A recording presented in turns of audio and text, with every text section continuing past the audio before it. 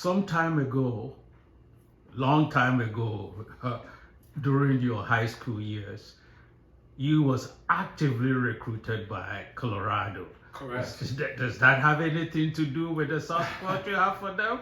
Possibly on a personal note, you're right. I mean, and you know what? The Colorado Buffaloes probably since that time, since the late '90s, have like I said, really fallen by the wayside. You know, the glory days, a little bit, few years previous to when they were recruiting with head coach Bill McCartney, the glory days of Cordell Stewart, Rashawn Salam winning the Heisman Trophy. Who am I forgetting? Daniel Graham. A few years later, Ty Detmer, another quarterback, winning the Heisman Trophy. And, you know, who can forget one of the most dark periods and dark stories in football history, Ray Caruth. But you're absolutely right. You know, this was a school and a football program that used to be way up here and has since fallen by the wayside.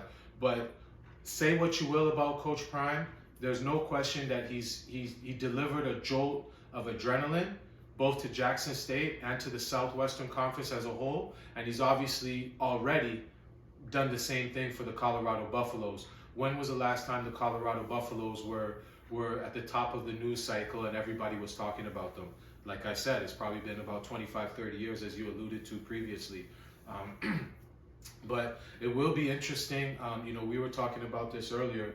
You probably couldn't get any more disparate or different locations or demographics when you're talking about Jackson, Mississippi in the Southwestern Athletic Conference.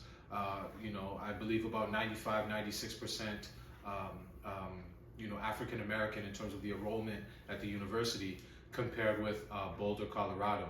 Of course, DEION Coach Prime, upon his arrival, he's singing the praises of the facilities, of the campus, of the town, of the city, of the state.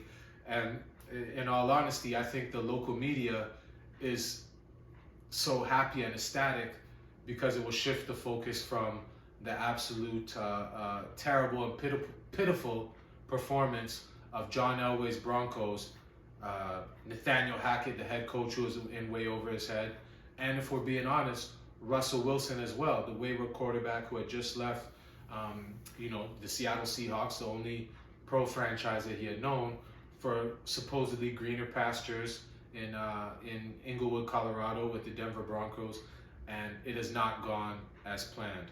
So I think for the Denver, Colorado media in that area, they're happy, but of course the Buffaloes have not played their first game yet with Coach Sanders at the helm. But it'll be interesting to see. The competition is definitely a step up, and we shall see.